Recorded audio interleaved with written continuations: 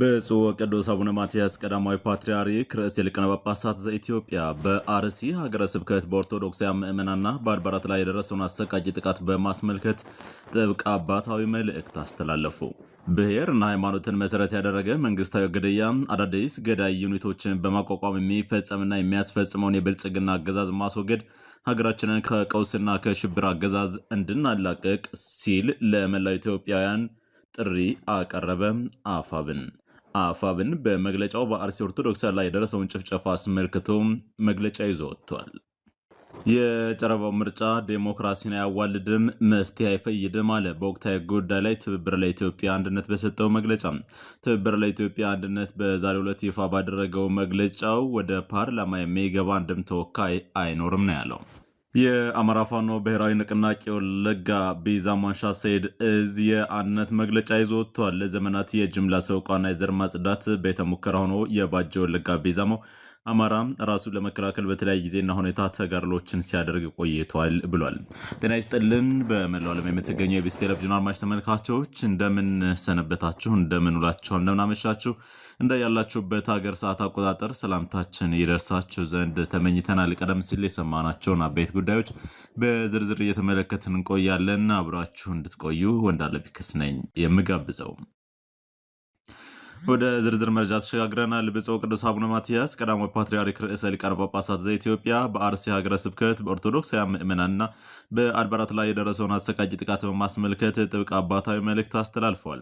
የፓትርያርኩ ልዩ ጽሕፈት ቤት ግንቦት 26 ባወጣው መግለጫ ቅዱስነታቸው የደረሰውን መከራ የሰሙት በተሰበረ ልብ መሆኑን ገልጾ በአርሲ ምድር በተደጋጋሚ የሚፈጸመው ግፍ በሁላችንም ዘንድ እስከ መቼ የሚል ቁጭትና የያዘን ጥያቄ መፍጠሩን ይፋ አድርገዋል። በአርሲ ሀገረ ስብከት ስር በሚገኙ በአሰኮ፣ በሽርካ፣ በሆንቆሎ፣ በዋቤና በሙኔሳ ወረዳዎች ላይ በተሰነዘረው በዚሁ ጥቃት 100 ዓመታት ያስቆጠረው የጠላታ ቅዱስ ገብርኤል ቤተክርስቲያን መቃጠሉን፣ የካራ ኩፍቴና መድኃኔዓለም ቤተክርስቲያን መዘረፉን፣ በርካታ ምዕመናን በግፍ መሰዋታቸውንና በመቶዎች የሚቆጠሩ ወገኖች ከመኖሪያ ቀያቸው መፈናቀላቸውን መልእክታቸው ላይ አረጋግጠዋል። ቅዱስነታቸው በዚህ መልእክታቸው ለጸጥታ አካላት በየደረጃው ላሉ የመንግስት ኃላፊዎች ጥሪ ያስተላልፉ ሲሆን በስልጣን ዘመናችሁ ለዜጎች ደህንነት በምትከፍሉት ዋጋ ታሪክ ይጠይቃችኋል በማለት የጥቃት ሰንሰለቱን በአስቸኳይ እንዲያስቆሙና ወንጀለኞችን ለሕግ አሳልፈው መስጠት ከታሪክ ባልዳነት እንዲድኑ አሳስበዋል። መላው ኢትዮጵያንና ምዕመናን በወንድማማችነት መንፈስ ተጋግዘው የተፈናቀሉትን ወገኖች እንዲደግፉና በጸሎት ከቤተ ክርስቲያን ጎን እንዲቆሙ የጠሩት ቅዱስነታቸው ለተጎዱት መጽናናትን፣ ለሞቱትም የዘላለም ረፍትን ተመኝተዋል። በተያያዘ ዜና ብሔርና ሃይማኖትን መሰረት ያደረገ የመንግስታዊ ግድያ አዳዲስ ገዳይ ዩኒቶችን በማቋቋም የሚፈጸሙና የሚያስፈጽመውን የብልጽግና አገዛዝ በማስወገድ ሀገራችንን ከቀውስና ከሽብር አገዛዝ እንድናላቅቅ ለመላው ኢትዮጵያን ሁሉ እንረባረብ ሲል አፋብን ጥሪ አቅርቧል። በአርሲ ኦርቶዶክስ ላይ የደረሰውን ጭፍጨፋ አስመልክቶ መግለጫም ይዞ ወጥቷል። የአማራ ፋኖ ብሔራዊ ንቅናቄ በኢትዮጵያ ኦርቶዶክስ ተዋሕዶ ቤተክርስቲያን ምስራቅ አርሲ ሀገረ ስብከት ስር በሚገኙ ወረዳዎች ነዋሪ የሆኑ ቤተ ክህነቷን ታላቅ አባቶች፣ ካህናትና ምዕመናን ላይ ሰባቸው ጭፍጨፋ ከፍተኛ ሐዘን የተሰማ መሆኑን ይገልጻል። የምስራቅ አርሲ ሀገረ ስብከት እንዳሳወቀው ከግንቦት 23 ቀን 2018 ጀምሮ በአርሲ ሀገረ ስብከት በአሰኮ ወረዳ፣ በሽርካ ወረዳና ሆንቆሎ ዋቤ ወረዳ በርካታ ኦርቶዶክሳውያን ሲገደሉ የ101 ዓመት ዕድሜ ያለው የጠላታ ቅዱስ ገብርኤል ቤተክርስቲያን ሙሉ በሙሉ በእሳት መውደሙ ተገልጿል። የካራ ኩፍተና መድኃኔዓለም ቤተክርስቲያን ላይም ዘረፋ የተካሄደ ሲሆን ምዕመናን ጽላቱን ይዘው ተሰደዋል። መኖሪያ ቤታቸውም ተቃጥሏል። በተጨማሪም በአሰኮ ወረዳ ከ280 በላይ ሰው ተፈናቅለዋል። ኦርቶዶክሳውያን ተወልደው ካደጉበት ወልደው ከሳሙበት ቀያቸው በሃይማኖታቸው ብቻ ቤታቸው እየተለየ ተቃጥሏል። ንብረታቸውና ከብቶቻቸው ተዘርፈዋል። ከጥቃቱ የተረፉት ነዋሪዎችም ይዘውት የሸሹት እምነታቸውንና ማንነታቸውን ብቻ በመሆኑ አሁን ላይ ሜዳ ላይ ወድቀው ይገኛሉ።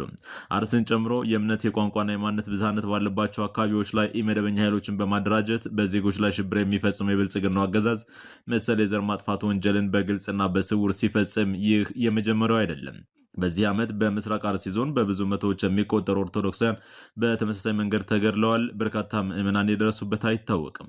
በመሆኑም ይህንን ጉዳይ ለህዝብ ጆሮ እንዲደርስ ያደረጉ የሚዲያ አካላትና የተፈጸመበትን የሽብር ተግባር ያወገዙ የፖለቲካ ኃይሎችን እያመሰገንን ጨፍጫፊውን የብልጽግና ስርዓት ለማስወገድ እየታገላችሁ ያላችሁ የኦሮሞ የፖለቲካ ኃይሎችና ተጽዕኖ ፈጣሪ ፖለቲከኞች መሬት የወረደ ትግል በማድረግ በኦሮሚያ ክልል የሚኖረው የአማራ ህዝብ ህልውናው እንዲከበር የበኩላችሁ እንድታደርጉ ወገናዊ ጥሪያችንን እናቀርባለን ብለዋል። አፋብን የሀገር ውስጥና ዓለም አቀፍ ሰብአዊ መብት ማንነትና ሃይማኖትን መሰረት ያደረገው መንግስት መር ጭፍጨፋ በዝምታ ማየታችሁ ከመተባበር ተለይቶ የማይታይ በመሆኑ የአሁኑን ጨምሮ ከዚህ በፊት የተፈጸሙ የሽብር ተግባራት ተጣርተው በአገዛዙ ላይ ዲፕሎማሲያዊ እርምጃ እንዲወሰድ ግፊት እንድታደርጉ እንጠይቃለን ያለው አፋብን በመጨረሻም ይህንን ብሔራዊና ሃይማኖታዊ መሰረት ያደረገ መንግስታዊ ግድያ አዳዲስ ገዳይ ዩኒቶችን በማቋቋም የሚፈጸምና የሚያስፈጽመውን የብልጽግና አገዛዝ በማስወገድ ሀገራችንን ከቀውስና ከሽብር አገዛዝ እንድናላቅቅ ለመላው ኢትዮጵያን ሁሉ ጥሪ እናቀርባለን ሲል የአማራ ፋኖ ብሔራዊ ንቅናቄ መግለጫ ይዞ ወጥቷል።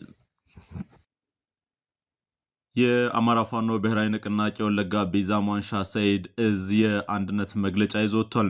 ለዘመናት የጅምላ ሰቋና የዘር ማጽዳት ቤተ ሙከራ ሆኖ የባጀው የወለጋ ቢዛሞ አማራ ራሱን ለመከላከል በተለያየ ጊዜና ሁኔታ ተጋድሎችን ሲያደርግ ቆይቷል ብሏል። የአማራ ህዝብ የመንግስትና የሀገር ባለቤትነት መቀማቱ አማራ ክልል ከሚባለው ውጭ ላለው አማራ ማህበረሰብ ከፍተኛ ኃይሉና ስጋት እንዳመጣበት በተጨባጭ የታየ ሀቅ ነው።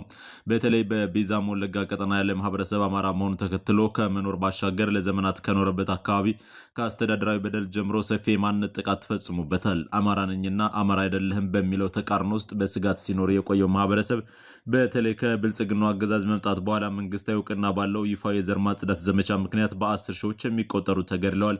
ከግማሽ ሚሊዮን በላይ የሚሆኑት ወደ ተለያዩ አካባቢዎች ተፈናቅለዋል፣ ተበትነዋል። ይህ የዘር ማጥፋት አዋጅ መከላከል የህልውና ጉዳይ በመሆኑ የቢዛሞ አማራ ተደራጅቶ ራሱን የመከላከል እንቅስቃሴ ሲያደርግ መቆየቱም ይታወቃል። ይህ እንቅስቃሴ የፋኖነትና የአማራ ትግል በሀሳብና የዓላማ አንድነት በማግኘቱ የፖለቲካ መስመር እየጠራ መምጣትን ተከትሎ ደግሞ ትግሉን የሚመጥን አደረጃጀት በመፍጠር ከሌላው የአማራ ወገን ጋር ህልውና መታደግና ጠላትን የመመከት ዓላማ ይዞ እየታገለም ይገኛል። በዚህም ህዝባዊ አቅሞችን በማሰባሰብና መሬት እየተከለ ትግል በማድረግ ሰፋ ያለ አካባቢ ላይ በመንቀሳቀስና የማደራጀት ስራ በመሰራቱ የጠላትን ማጥፋት አቅም ማዳከምና በጠላት ላይ ሰፊ ጉዳት ማድረስ ችሏል።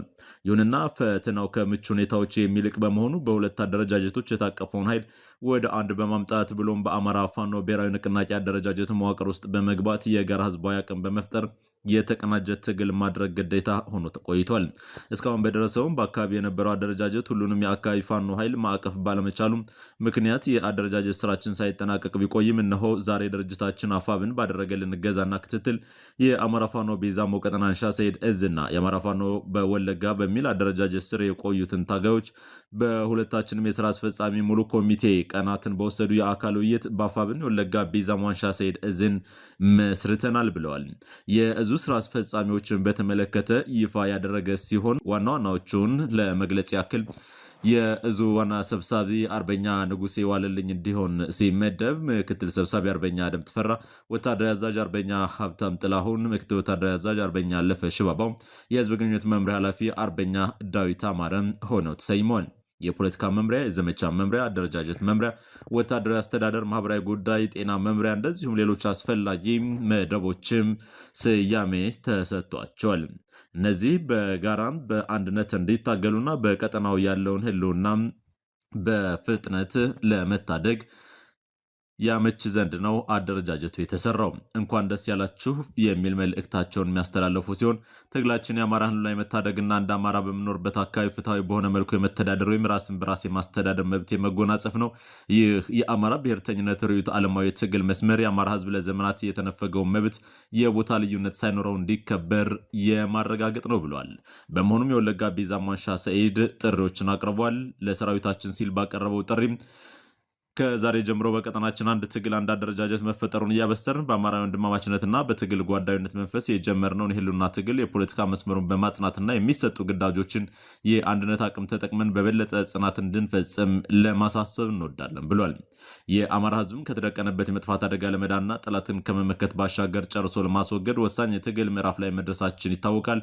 ይህ ምዕራፍ ከቀደሙት የትግል ወቅቶች የበለጠ መራራ ትግል የምናደርግበት ነው። በቀጠናችን በዛሬው የተጠናቀቀው አደረጃጀት ደግሞ በነባሩ አቅም ላይ ተጨማሪ ስትራቴጂካዊ አቅም እንደሚሆን ሙሉ እምነት ያለን ሲሆን ይህንን ህዝባዊ ጦርነት በህዝባዊ ውጊያ መክተል ለማሸነፍ በምናደርገው ትግል በባለቤትነት እንደስከዛሬው የሚጠበቀው ለማድረግ በየአደረጃጀቱ እንድትተጋ ለአማራ ህዝብ ጥሪ እናቀርባለን ብሏል። ለኢትዮጵያውያን፣ ለዲያስፖራ ማህበረሰብ፣ ለሚዲያ ባለሙያዎች እንደዚሁ ጥሪዎች ቀርበዋል። የቢዛ ሟንሻ ሰይድ እዝም ለድርጅታችን ምስጋና እናቀርባለን ብሏል። ለትግሉ ደጋፊዎችም በተመሳሳይ። በመጨረሻም የወለጋ ቢዛ ሟንሻ ሰይድ እዝ የቃል በመግባት አንድነቱን በይፋ አብስሯል።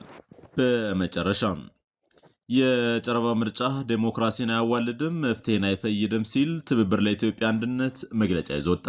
ትብብር ለኢትዮጵያ አንድነት በብዙ ፈተናዎች ውስጥ ከቅድመ ሁኔታዎች አለመሟላትና ከነጉድለቱ መሰረታዊ የሆኑ የሀገር ችግሮች ሊፈቱ የሚችሉት በንግግር በድርድርና በጥልቅ ውይይት መሆን አለበት በሚል ሩቅና አዋጭ እሳቤ የውስብስብ ችግሮች መፍቻ የሀሳብ የበላይነት መሆኑን አስልተን በዚሁ ከደረጃ በታች በሆነ ምርጫ ቀርቶ በእውነተኛ ምርጫም ቢሆን የገዘፈውና የተወሳሰበው ስርዓቱንና መጠነ ሰፊ ችግር ማስወገጃ መንገድ ንግግርና ድርድር ነው በሚልና ከውጭ ሆኖ ተባለ ከማለት በተጨባጭ ነውሩን ለማጋለጥ እጅግ በተቀዛቀዘ ስሜት በተወሰኑ አስቻይነት አላቸው ባልንባቸው አካባቢዎች ተወስነን ወደ ምርጫ ገብተናል። በሂደቱ ላይ እንደ አቅም የአገዛዙን የነውር ገመና በማጋለጥ መሰል የፖለቲካ የበላይነትን የተጎናጸፍንበት ነው። ውጤቱና በሁሉም አካባቢዎች የተፈጸሙ ችግሮች ገና ተጠቃላይ ያልመጡ ቢሆንም በሂደቱ ከቅድመ ምርጫ፣ የምርጫ ዕለትና ምርጫ ማግስት ሆነን ስናየው ከነ ግዙፍ እንከኑ ከአሳሳቹ 97 በመቶ የአስቻይነት ሪፖርት ትንተና ከኢህአዴጋዊ የጠርነፋ ውርስ ባህሪ እና 99.9 በመቶ የጠቅላላ አባዜና ጉምዥታ ያልተላቀቀ በአይነቱም ሆነ በድርጊቱ በታሪክ ከሚታወቁት የጨረባ ምርጫዎች ያልተለየ መሆኑ ገሃድ የወጣ ነው ብሎታል። በቅርብ ታሪካችን እንዳየነው ይህ ልማድ በእንቅርት ላይ ጆሮ ደግፍ እጅግ የተወሳሰበውን የሀገራችንን ችግር ከድጦ ወደ ማጡ ከመውሰድ የዘለለ ዴሞክራሲን አያዋልድም፣ መፍትሄም አይፈይድም። ውጤቱ ምንም ቢሆን የትኛው ምጩ በትብብሩ ስም ምክር ቤት እንዳይገባና ቢገባም ፍጹም ተቀባይነት የሌለው ነው።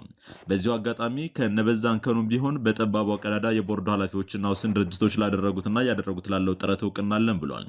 ትብብር ለኢትዮጵያ አንድነት አገዛዙ ዘመኑ በማይመጥንና ከባህሪ አባቱ በወረሰው የጨረባ ምርጫ ራሱን ለንግስና ከማጨት ወጥቶ የስልጣን ምንጭና ባለቤት ህዝብ ብቻ መሆኑን ተረድቶ የህዝብን ድምፅ እስከሚያከብር ትግሉን አጠናክሮ የሚቀጥል ሲሆን በቅርቡ ህዝብን ያሳተፈ ሰላማዊ ትግል ለማካሄድ የተሟላ መግለጫ የሚሰጥ ይሆናል ብሏል። ዓለም አቀፉ ማህበረሰብ፣ ዲፕሎማቲክ ማህበረሰቡም እንዲሁም ዓለም አቀፉ ሚዲያ ከሰሞኑ ላደረገው የላቀ አስተዋጽኦ እውቅና እየሰጠን አሁን እንደተጀመረው የኢትዮጵያን ጉዳይ በቅርበት እንዲከታተል፣ ግፎቹ እንዲያጋልጥ፣ አገዛዙ ሸብረክ ብሎ ከፖለቲካ ኃይሎች ጋር እስከሚደራደር ምንም አይነት እውቅና የመስጠት የሚመስል መልእክት ከማስተላለፍ እንዲቆጠብ እንጠይቃለን ያለው ትብብር ለኢትዮጵያ አንድነት ያ ባይሆን በኢትዮጵያን ቁስል ላይ እንጨት እንደመስደድ፣ ለንጹሐን እልቂት ቦምብ እንደማቀበል፣ በግፍ አጋፋሪና ከኢትዮጵያን ጥቅም በተቃራኒ የቆሙ እንደሆነ አድርገን እንቆጥረዋለን ብለዋል። ትብብር ለኢትዮጵያ አንድነት ባወጣው መግለጫ።